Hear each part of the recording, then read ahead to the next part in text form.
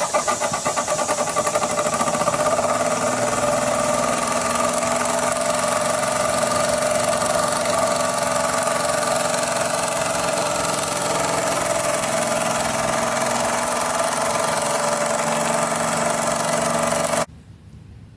guys, welcome back. It is another absolutely foul day in Northern Ireland, and I got the work I had to do on the car finished on Friday night, so I am just sitting here with a fresh cup of tea and working away on some little bits and bobs in the shed. Now, I have for a while had in mind the building of a very particular model. It's basically going to be made from parts, and as those of you who have been sort of following the channel for a while will know, I have something of a penchant for little overtype engines, the sort of the Mamod Minor and the stationary engine SE1, SE2. I've had in mind for a while to actually build a kind of a custom, slightly larger brother to the SE2. The mission here is to build something kind of unique out of parts that you can pick up on eBay for a couple of quid. You know, really, you're just second-hand parts. Oftentimes old broken models get split and sold as individual components. So all of these parts have been picked up for a few quid on eBay. So I'm just going to push these two out of the way. The donor of preference, it's not this one, don't worry, this one's one that is pending restoration in itself. This actually belongs to my dad. But I'm actually looking to use the boiler, the crank, the flywheel and so on from an early one of these as the donor. So again, push that one out of the way. Do like a Mamod. So what I have done is hooked around on eBay, and for 15 quid, £15, I picked this up. Now, in this case, it's quite handy. It's still got the standard on, the bit that holds the flywheel, which is quite nice. The other thing that's nice about, well, several things that are nice about this one actually, on the exhaust there is a regulator valve, so that means you can kind of slow down the motor, which is nice. On the later ones, there was a forwards and backwards direction changing mechanism. This is quite an early one. This only cost me 15 quid. All of the inserts are in place. Still got the pins. I mean, basically it's ready to plug this up and light a fire under it. So it's covered in some pretty horrible green paint, all blobby. You can see that there. That's going to get stripped off. So for that I shall just be using paint and varnish remover. You've seen that process before a few times now. Basically slather the stuff all over it and wrap it in cling film, leave it for a couple of hours, and then later basically just come back and scrape it off. Now this should be inside brass, so it should polish up absolutely gorgeous. The fill port is absolutely fine, no issues there. And at the other end here, that hole is where the exhaust steam comes out. Now again, on the later ones, and I can show you this more easily on a chimney. I actually have a spare chimney in my box of bits, which I'll be raiding in a second. So this is the front end unit from, again, picked up on eBay, but the front end unit from a TE1A, little stationary engine. Sorry, we're talking about a little traction engine. But you can see the chimney's a bit wobbly. But what goes on here, those two holes there, are for the two pipes that you see here and here.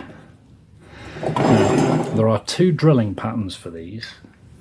The position of these holes needs to line up with the position of the holes on the end of the boiler. You can re-drill them, that's just going to get riveted together in the end. I do actually have two spare chimneys. The other one's an even earlier one, which, as I say, you can see the difference in the position of the holes there. I picked these up for £5 each. They're very, very cheap, but useful things to have around.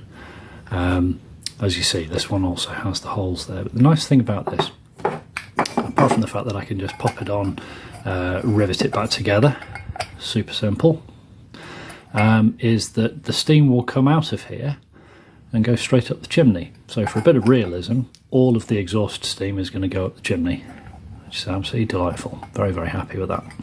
So that is the chimney of choice. Now, problem with it, you can see inside there, these things are pushed through straight and then flared out with a special tool. I don't have that special tool, but over the years they kind of work loose. The flaring bends in. So what I'm proposing to do with that is to clamp it in place, make sure it's absolutely solid, and then use some quick steel, which is a 2-part epoxy reinforced with steel, nice and fluid when you first mix it up, with some gloves on. Basically smear it in around the edges and pack out what remains of the flare to stop it being wobbly. The stuff's ever so solid once it's cured, and can cope with up to 250 degrees C, so with steam going through it, that should be more than plenty. Right, so we've got the chimney. Let's bring the rest of the box of bits into play. Okay, so I've moved you over to the side there. I'm just going to have a little bit of a poke through the box to see what we're going to need. So first things first, we're going to need a crank. I usually, for all these models, I have spare parts, sometimes make them, but with some it's just easier to pick them up. So this is the crank that fits in there, thus. Nice and easy. So that's part one. We definitely need one of those. Chimney is already taken care of. That just pops onto the end once it's all been polished down, and will need to be riveted in place through these little holes. What else? We need a cylinder, spring and trunnion pin. Again, if you fix these things regularly, useful things to have in reserve. These just fit through here, and then the cylinders spin on. Of course, this will all need to be polished up, but that should, in principle, it'll need running in, but that should work quite nicely. So there is the cylinder. What else do we need? We need a flywheel. This one's old new stock. I reconditioned this one ages ago actually. It's got a really nice clean wheel, so that's perfect for that. It's one of the type that just pushes on. So that's spot on there. Steam valve. Because it's a Mamod, I'll give it a proper one. This is also going to be used as the fill port, so my other solution involving nuts that could be used to adjust the tension and so on, not so good. This one comes with a knurled texture on it anyway, so it's quite handy. So let's put a steam safety valve and or filler in there. That needs a nice fibre washer on that. And then we need some fill plugs. Now these are ones I've basically machined myself, just knocked up. Always handy to have some around. One is 3/8 of an inch, the other one is 1/4 inch, because the 3/8 for the little fill port here, slightly different size washers. Note the thicker washer for the smaller diameter thread. That should go in just nicely. Okay, so I'll sand that washer down so that it ends up like that when it's fully tightened, at least initially. I could use this as just a plug. We could use that as a fill port on the top. That would work. That's a 1/4 inch BSF thread, butterfingers. Or, so that would work as an option on the top, just as a plug. Or I could splash out. I did years ago. Pick this up. It needs polishing now. I think I might stick a whistle on there. Yeah, let's go crazy. Always nice to have a whistle. This one's going to be a Christmas present, so I think I'll do it properly. Why not? Okay, so little whistle, make sure that it's not going to scold the person pressing the lever down where the slot comes out the side. So that's all sorted for hardware. Those two little studs there. Ordinarily, those two little studs are to attach into the boiler housing. What I'm going to do is I'm going to make a sort of rhomboidal piece of brass as a stand. My one criticism of this kind of thing is that in order to increase the efficiency by concentrating all the heat underneath the boiler itself with these housings, you can't actually see the flame. I like to see the flame, so I will probably make it a boiler of some description.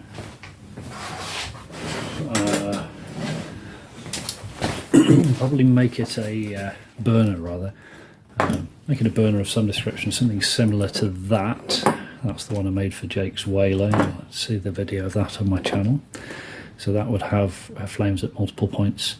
I think that'll look quite nice.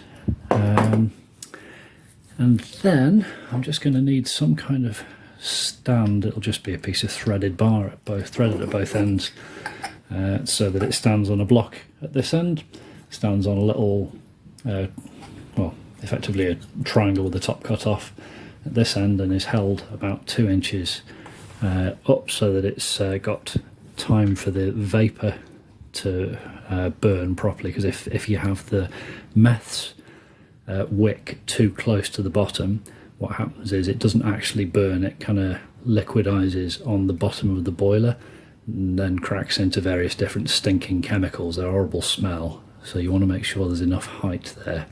So that is my plan, basically, to have it suspended like that in the air over some flames that you can see, so that basically it is a super large version of that, effectively just with the cylinder the other way around. Had this one in mind for a while, as I say, but it's a bit of a Frankenstein's monster. All these bits come from T1As. They've all been recycled and sold on through Stripdown and sold on through eBay. But yeah, I think that'll look quite nice. This is just going to be polished brass, by the way. I'll put that on the polishing wheel because it's going to be exposed to the flame all the way along.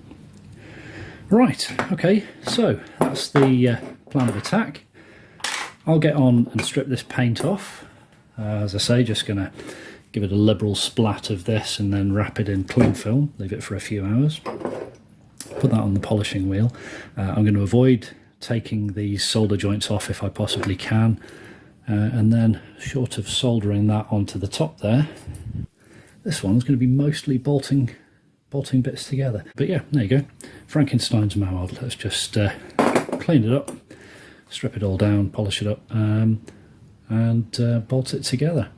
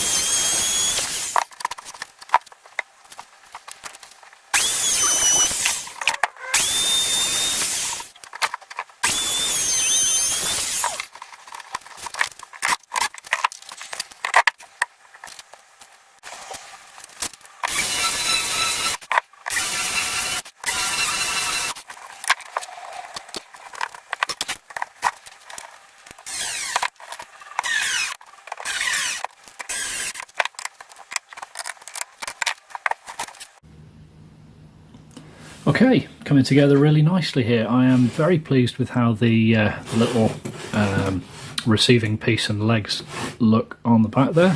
Very happy with that, particularly the reflection going on in the base plate. Really chuffed with that. So all that we need to do now before actually getting this thing fired up is build it a little burner. So I'm going to keep this thing super simple. I'm going to use a piece of brass, which is going to sit under here, remembering that the water in this boiler is only that much. Then there's a compartment at the end that the steam comes down into before going up into the chimney. So this much here is full of water. So I'll just have little burners going on underneath there. I am going to use one of my little pots here. These are for burning chaffing fuel. I recommend this actually. It's so much safer than using meths because it can't boil over. It's basically just like hand gel, but slightly more alcoholic hand gel. But a little pot full of that will go nicely, and just to give it a bit of extra volume, they don't have to be filled of course, I'm just going to put another 2 of these on the ends. So it's going to look like that. I am going to solder these onto the bottom. I am going to use silver solder, although it's going to be really low grade silver solder. I'm going to be using audio quality silver solder. Don't need an awful lot of that. And that's I think only about 4 or 5% silver. So it's audio grade. It was something like £6 for 5 meters. It's really very, very inexpensive for what it is. And that's us. So I'll be using regular soldering flux paste to hold that on. Really what I'm going to do here is put a little coil of this silver solder underneath it, position it, get it exactly where I want it, sitting on a fireproof mat of course, and then just heat the tops until the heat transfers down through the solder, melts it into place, and then let it cool. That'll avoid scorching the bottom too much. So let's get on with that.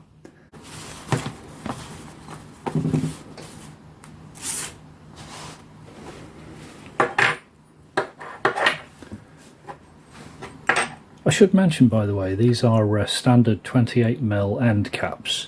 With copper components, you go much over 28mm, things start costing crazy money. But 28mm, I think these work out about £1.30 each, so really not that big a deal. Really quite nice for this purpose.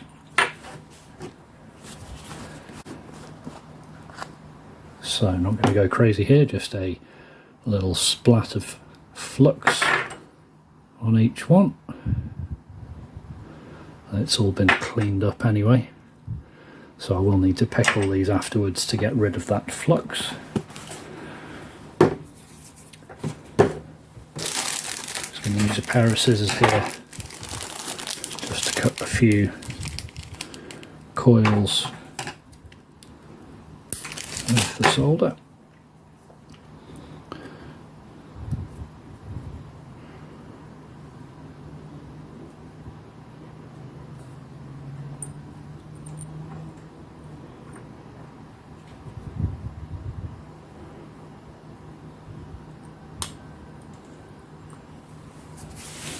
We'll know when these have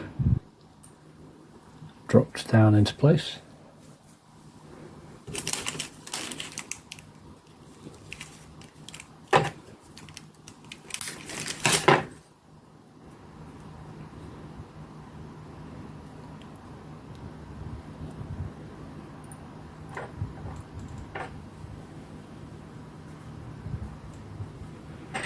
And the last one's the one with the handle. If you want me to do a video of the fabrication of these, please let me know. It's simple enough, but that's actually brazed on. Now you can do that with silver solder, or I tend to do it with copper braze. You do need some real heat for that job though, so let me know if you'd be interested in seeing that, and I will drop a video up of making those. They're rather lovely little burners for small models just in their own right. Put a bit more in that one.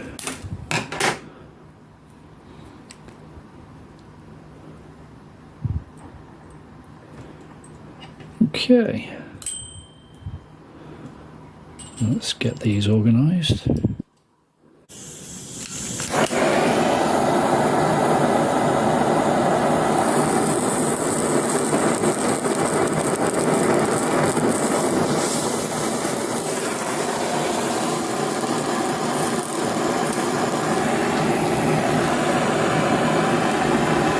First one done.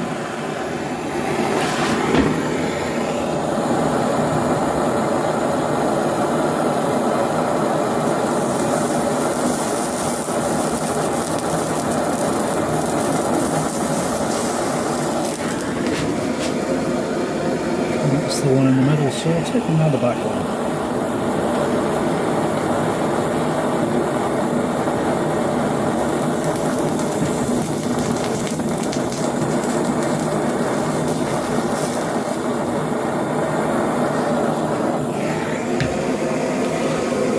Happy days.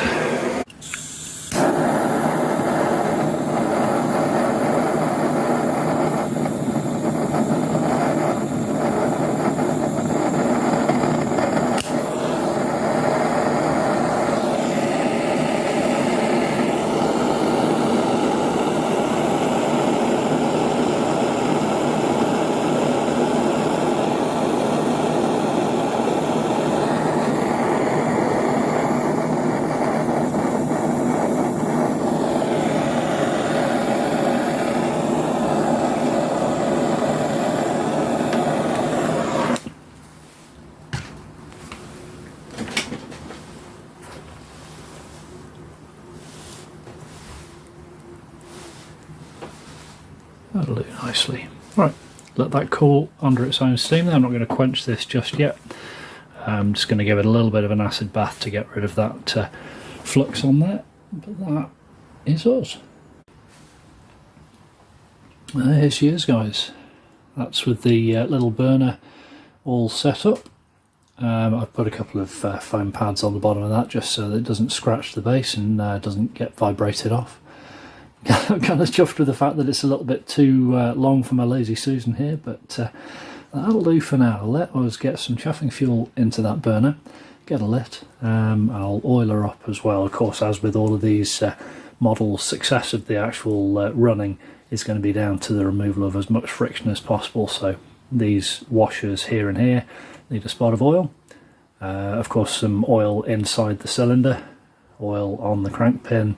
And importantly with these, you push the trunnion bolt forwards and get some oil in behind the cylinder as well, because it wobbles. You want to get as much friction out of that joint as possible. Beyond that, it should just run. They always do. So let's get busy.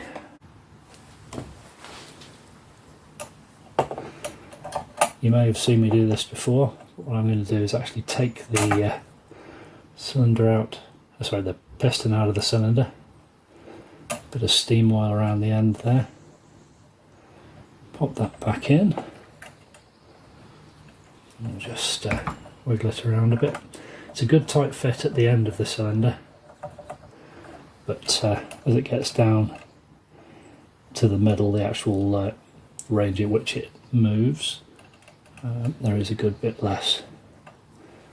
It should sink under its own weight, which it will eventually. There you go. So whilst that's busy sinking, I'm just going to put a spot of oil on the crank pin, a spot of oil on the crankshaft washers. It's the first time it's run here, so this I'll go a little bit over the top, but that's moving nice and freely anyway. As I mentioned, it's going to rock this forwards.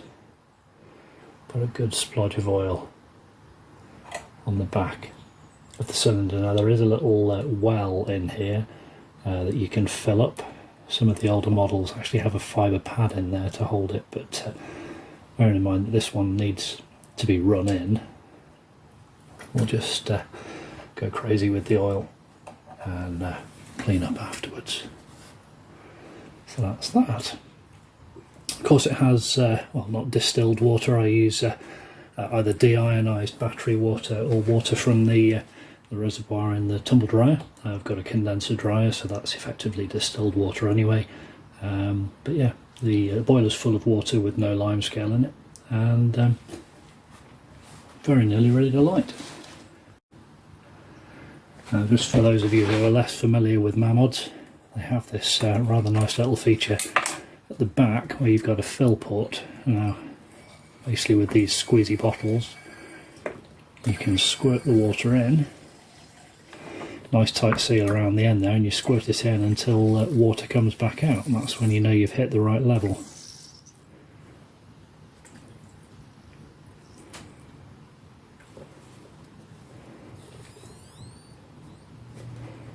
That's us.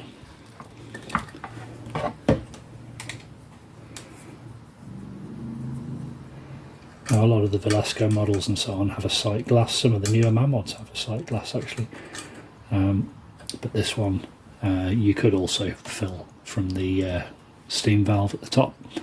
I'm not going to in this case. So, fuel, as I mentioned, is chaffing fuel. There's a number of different brands available. I would say that the Flamos one is a little bit more expensive, but does seem to burn hotter. And I don't know if that's just my opinion, or whether there's any actual truth in that.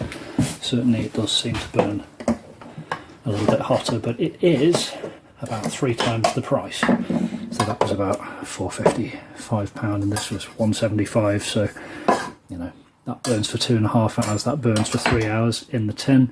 Doesn't really make a massive lot of difference. I'm going to use the Flamos one here anyway. And when you get it out, it's like a pink gel. I'm just going to slap that in there. Going to fill all 3 of them up in the first instance. As I say, it's a lot safer than meths because it can't boil over. And what you can do, and I've proven this on other videos, but you can just fill these things with hand gel. Otherwise, it burns pretty hot as well. And of course, now that we are seeing the back of the Rona, there should be something of a stockpile of it in every house looking for an alternative purpose. So, makes excellent fuel for these models. Now I've filled these ones right up. You don't need to put that much in usually, but as I say, this is going to be running hard for the first while, and I want to make sure that the cylinder itself is run in. So we'll get that lit. Get a fresh cup of tea on the go and see what happens. Just turned the lighting down here so that you can see how this burns. Burns with a lovely clean flame, very little soot produced, very, very hot flame.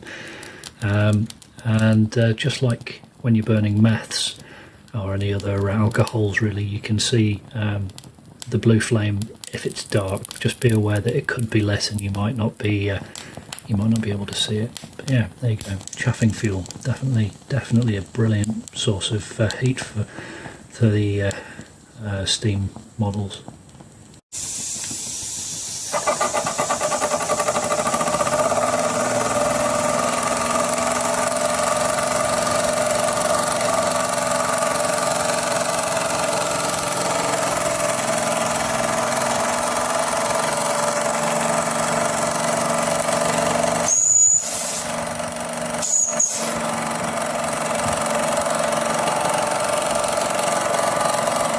A little bit of a steam leak around the whistle there.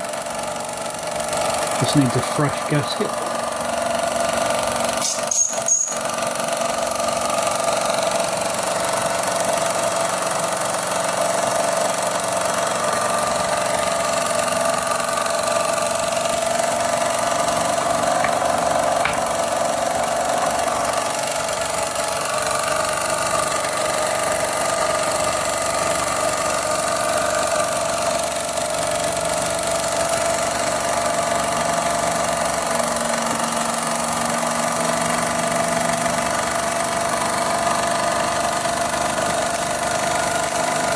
A little bit of run out on the flywheel, but forgivable.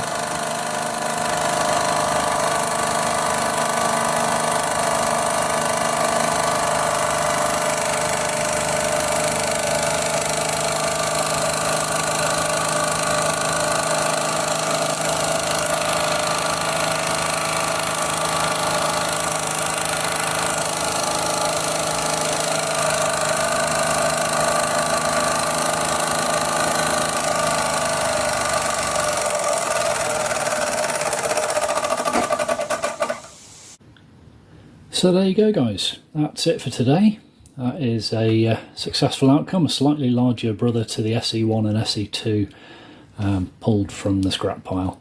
So yeah, very, very happy with how that's turned out, and I have to say, I think the lucky recipient to this one at Christmas is going to be pretty chuffed with it too, so we'll call that a win. If this is your kind of thing, please don't forget to like and subscribe. I do have another couple of boilers in reserve that are going to get a similar but not identical treatment in upcoming videos, so keep an eye out for those. If you click the bell notification, of course, you'll be told when they drop.